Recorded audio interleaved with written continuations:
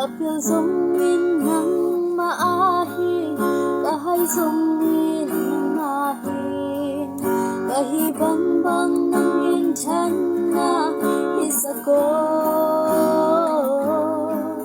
Ilay tungpi hanggang leso, agi keme lo pasya, kapyang manin kahampan natin segi.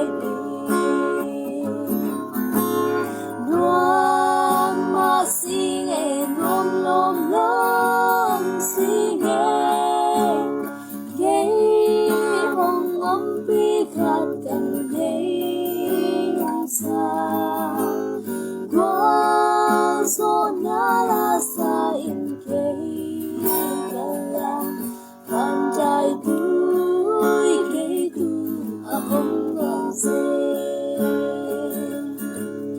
Haleluya, Yesus kahana, amalia magiganga.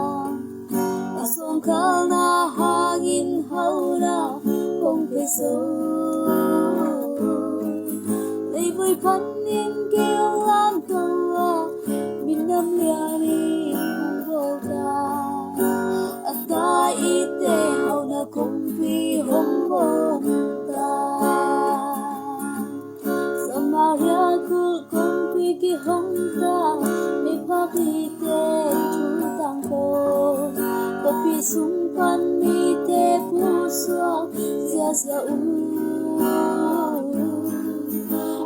lo bong chin pa hile mi ten tong chilan na be mi ten tang na an hong ki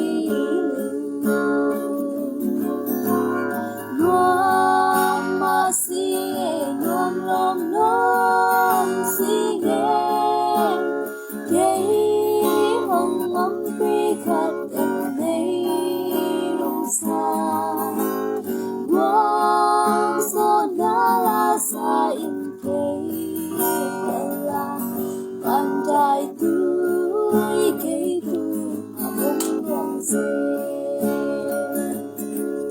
Aumita ading hauna, aumlo ta ading sila. Katil siyang hauna lampi in katil. Kalay tumpong piading songhi, kapanuma ading songhi.